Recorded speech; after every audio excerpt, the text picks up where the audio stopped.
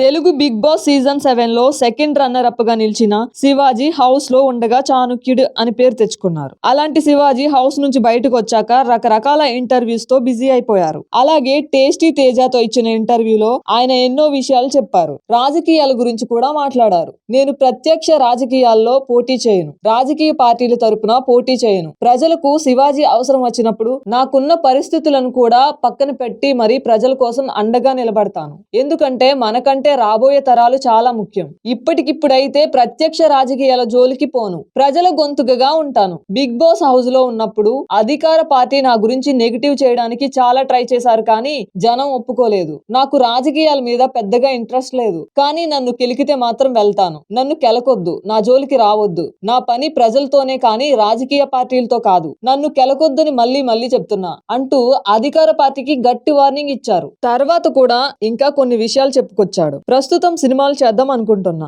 రోజుకో స్క్రిప్ట్ వింటున్నా. సినిమాలు తప్ప మనకేం వచ్చు? లేదంటే అక్కడో సైట్ ఇక్కడో సైట్ కొని అమ్ముకోవడం, 4 డబ్బులు వస్తే పక్కన వేసుకోవడమే. నాకు భూమే అన్నం పెట్టింది. అమర్దీప్ గురించి చెప్పాలంటే అతని దగ్గర కెపాసిటీ ఉంది, కానీ చేతులారా పాడు చేసుకున్నాడని అనుకున్నా. యావర్ గురించి చెప్పాలంటే ఒక మంచి ఆర్టిస్ట్ మెటీరియల్, మంచి నటుడు అవుతాడని నాకు మంచి నమ్మకం ఉంది. స్పై బ్యాచ్ నుంచి 1 గంట నిడివి ఉండే ఒక షార్ట్ ఫిల్మ్ తీసుకొస్తున్నాను. శివ అనే అసిస్టెంట్ డైరెక్టర్ ఆల్రెడీ దానికి రంగం సిద్ధం చేస్తున్నారు. మార్చ్ ఎండింగ్ లో ఆడియన్స్ ముందుకు తీసుకొస్తాను. నా తాజా వెబ్ సిరీస్ 90s ని కూడా మీరంతా చూసి ఆదరించండి. ఇక టేస్టీ తేజ గురించి చెప్పాలంటే స్ట్రాటజీస్ బాగా వేస్తాడు. ఎలా అంటే ప్రశాంత్ కిషోర్ ఉన్నాడు కదా, అతనిలాగా అంటూ ఒక్కొక్కరి గురించి చెప్పుకొచ్చాడు శివాజీ.